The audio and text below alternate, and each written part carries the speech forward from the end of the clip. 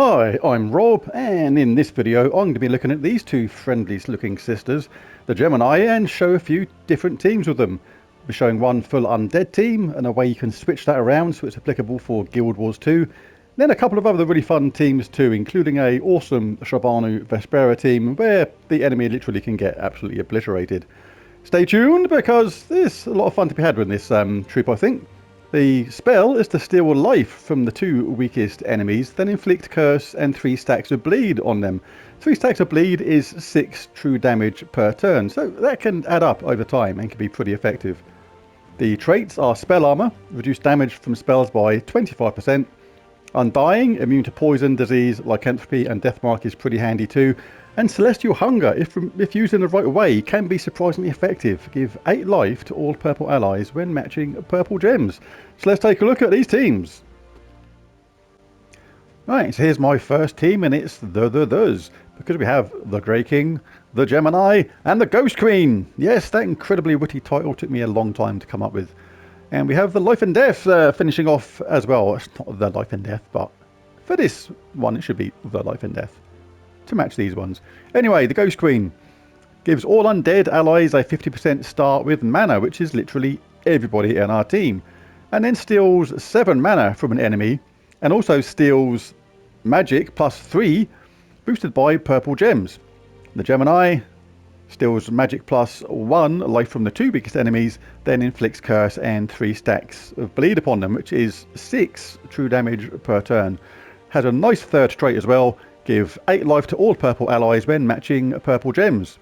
Grey King, all undead allies gain 2 armor and magic when matching 4 or more gems. A really handy third trait because that's going to boost up his own damage, life and death damage, the Gemini's damage. Really handy, and the spell is superb too, destroying all gems of a chosen colour, and all enemies of that colour take true damage, and are mana drained, silenced and frozen. And of course, Life and Death steals life from the last 2 enemies, death marks them, then blesses itself.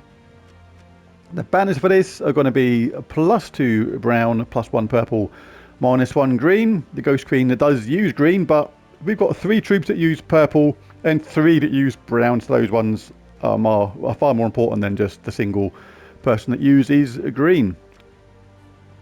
The Necromancer is the class for this, and the champion talents I'm going for Magical Shield, Chill of Death, Shadow's Call, Dusk's Aura, Stealthy, Swift Curse and Rising Shadows. Let's jump into a game and see how it does. King Silences, Satyr, Musician, Essence of Evil and the Wild Queen. So not ideal for the Grey King, because we've only got 2 troops that use the same colour at any point basically. 2 that use green, 2 that use brown and 2 that use yellow, but hey, we'll give it a go. And the Gemini's there as well. Everybody's stealing life in this team and everyone gets a 50% start.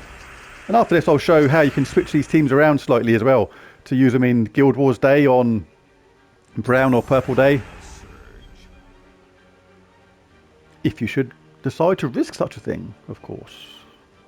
Right, let's get this for Life and Death. Don't care about taking that little bit of damage. I'd rather get the Grey King up right away, but there's nothing really there. But we can get our Gemini up, which is cool. So let's the cool thing about this is where it's steal life from the 2 weakest enemies, you can actually target enemies effectively. If you say these 2 were the weakest, I haven't actually calculated if they are or not, but if you cast the Gemini first, then you may cast this on these, which you don't particularly want. Wild Queen and Essence of Evil are far more worse enemies, but by casting Life and Death first, this is really important this part, then they become the weakest enemies. So when you cast Gemini next, they've been targeted automatically. So we can now charge up the Grey King and cast this on green, and those 2 dangerous troops are now in a world of bother. We can get rid of them with the last one with Life and Death, then cast the Ghost Queen on Silences, and that is a very easy victory. So a really important thing to remember that if you want to target the last 2 troops with Gemini, you cast Life and Death first to make them the 2 weakest troops. Okay, for the next team, I'll just show how you can switch it around for a Guild Wars applicable team if you so desired. I think I said earlier I'll show you how to do it in purple and brown because we're one troop away from making this an all brown team, but then that'd not be a Gemini team, which is the point of this video. So I'll just show a team how you can use this as an all purple team while removing the Ghost Queen and changing her from somebody else. Who was I going to have for this? An obvious choice for Guild Wars is obviously because you need a fast everything in Guild Wars would be to go with Leprechaun. Pop him in there. The banner is still good. Yeah, I know Leprechaun uses green, but it's not as important as the other ones again. So I'll just roll with this. If we don't get any lucky 4 matches at the beginning, we can cast our Leprechaun.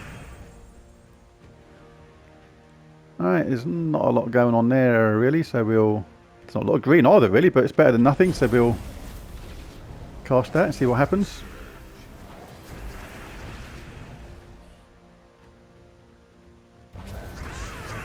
Somebody's died from that awesome Necromancer trait where somebody starts with a death mark.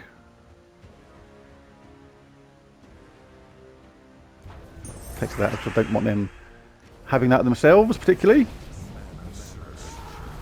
And Leprechauns said cheery bye. Someone else has just said bye bye.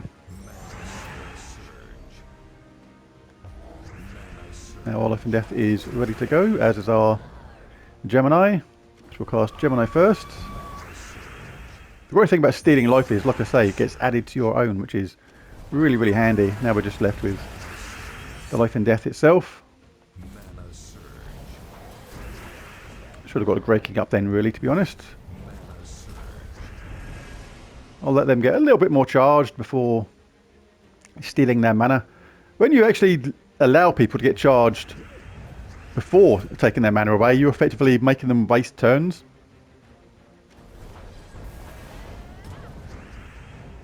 If you do it immediately, they'll start, you know, like gaining the mana again straight away. Just leave it a short while, they're not going to get charged on the next turn, and then basically you're forcing them to effectively waste turns. Yeah, I suppose this is the best one out of not a very good bunch. Now I'll cast the Grey King, and I'll do it on purple because we get the yellow from that as well for our Gemini.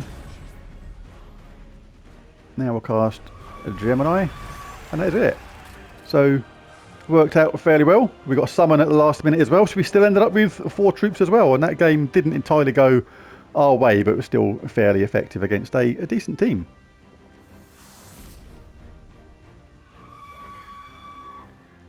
Alright, the next team is my Fairy Boost team.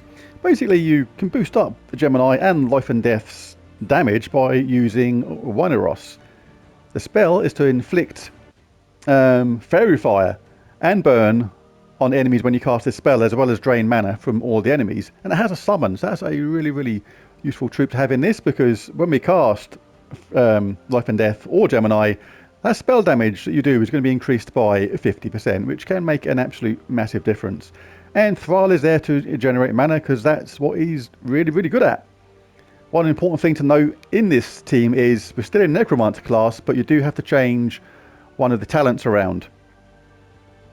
Basically it is Mage Lord. We're now in last position, so you can gain 2 magic if in last position by applying that champion talent instead. The banner, I suppose, is still the same. I don't know. No, it's slightly different. +2 purple, +1 brown, -1 blue. So let's jump into a game. Ooh, Queen Bee, Rope Dart, Malcandessa, Moonsinger team. Particularly nasty. See if we can get going before they do.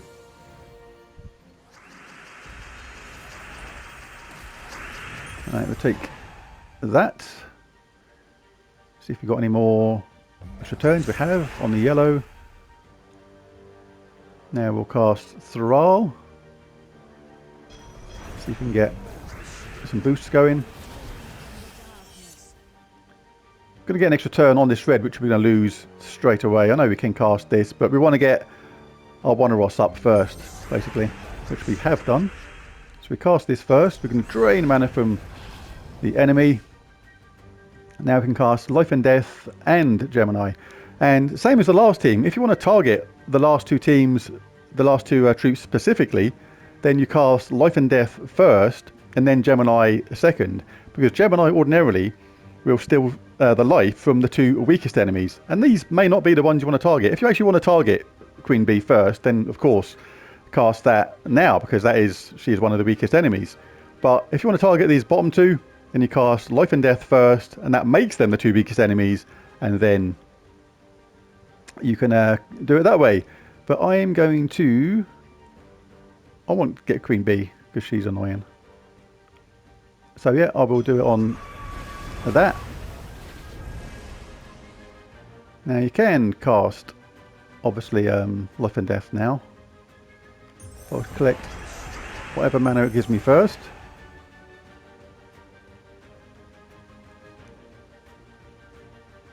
Sometimes it's a good idea, because Queen Bee is one of the weakest enemies. If you want to get rid of her, try and get the mana for your Gemini first, and that guarantees now we're going to take out Queen Bee. She's gone. History. No more. Life and Death now will get rid of the bottom troop and do significant damage to their rope dart. We can now charge the team up with Thrall. Gemini has caused massive damage again, and Life and Death finishes off. So really good with Wanaros. Just make sure you cast him first, and then obviously again, as I said, you cast Life and Death and Gemini in a particular order depending upon who you want to be the weakest troops. Now the last team is a really fun team to use with Shabanu Vespera.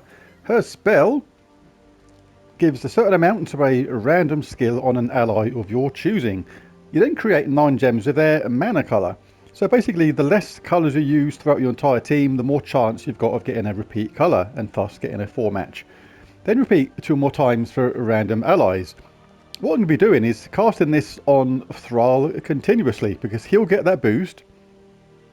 But the 2 random allies which Shabanu casts it on could well be Gemini, or it could be herself. If she casts it on herself, and if it goes on magic, then the amount she gives increases.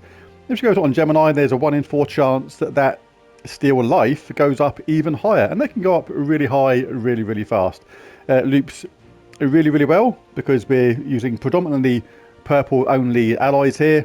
You may think an Elementalist class is a good thing to go to add in something like the Mirage Queen to give Shabanu Vespera a 50% start, but then you lose Thrall, and then you add in extra colours from the Mirage Queen as well, and it doesn't actually work as well. You're actually better off using it this way. The banners for this are +2 purple, +1 yellow, -1 green to get Shabanu and Thrall charged up as fast as possible. And we're in Elementalist class for those really cool Elementalist traits, and we're going for Snap Freeze, Insulated, Thunder Fist, Watery Binding, Deluge. A change Deluge to Rock Solid if we were fighting a team with Captain McCaw in it, because he will just eat you if you are submerged. And Watery Mastery and Lord of Storms. That's going to increase the magic on Shabanu by 1 every single turn. So I'm using the Cursebreaker wand in this just for trying out the weapon basically. But if you don't have that, then basically swap it for any weapon which is damage to all and purple only. It is really important with Shabanu teams to have more colours that are just single colours if you can, because you are guaranteed to get way more of that colour. Anything that does damage to all will do a really good job. Scatter damage can be pretty decent as well. Death's Grasp even, really handy. The reason why you don't want to pick something like a Reflection of Good, which is ordinarily a really good weapon, is because you're going to max out the amount of gems which are going to explode really quickly. You may be on that max straight away on most turns, so you're not going to gain any of the magic benefit from Shabanu should she decide to cast it on you with that type of weapon. So let's dive into a game. See, oh, blinking heck, we've got an Essence of Evil, Thrall, Zulgoth, Leprechaun team, so yeah, good luck. Let's dive in and see what we can do.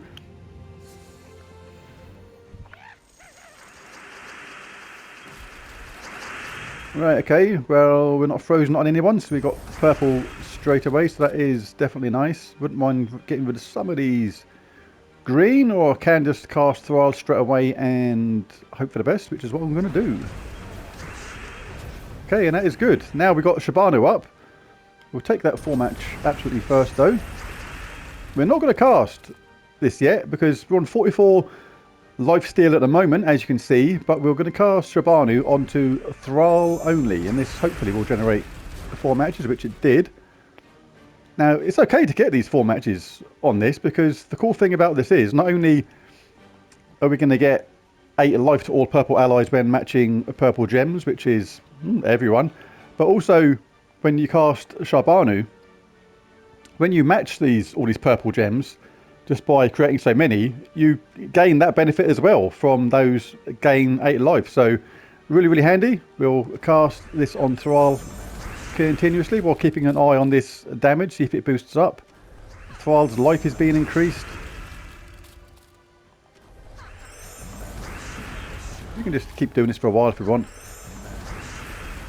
Keep an eye on this. We've now gone up to 68 life steal from the 2 weakest enemies, and we've already killed someone without actually intending to, just the way it's happened. Thrall is going crazy. Still on 68. We're doing 99 damage now. Our Curse Breaker weapon has gone to deal 208 scatter damage, and this will be the same on whatever weapon you decided to choose. We'll just try another cast or two. I want to see if I can get this boosted up, but you can cast Shabanu on to Gemini if you want, and that's going to give a 1 in 4 chance of that going on magic then, but you do create the risk of bringing in other colours, not just purple, so this increases the chance of getting purple this way, and it's just a bit of fun just to get the team boosted up. Still on 68, but we're dealing 6 damage now. Let's just no, let's see if I can just that was complete board wipe. That was quite ludicrous. No. Alright, let's see if we cast it on her. See if we can get a mini boost. No, it's still on 68. Anyway, we'll what should we do next? Let's cast Thrall again.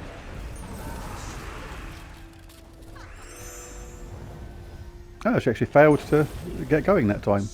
I'll let him have a go. That was unfair. Not unfair, joking. Alright, let's see if we can get the damage boosted up. Yeah, 158 now it's gone up to, because Shabanu has obviously boosted her own magic up as well by the randomness of her skill. Her spell, rather. And that has now put us on still 158 from the last 2 weakest enemies, which clearly is enough. So, an easily controlled game and a really fun team to use with Shabanu Vespera. We didn't even need to use our Curse Breaker weapon at the bottom, or whatever weapon it was at the bottom. I didn't even look at it. That could have gone on to way more damage for all I know. I forgot to actually look at it, but that's a really fun team to use. Love Shabanu Vespera. Super cool troop to use. And there's more teams for the Gemini. If you liked them, found them interesting or helpful, then it'd be cool if you hit that like and subscribe button. But most of all, thanks for watching. Catch you again next time. Bye for now.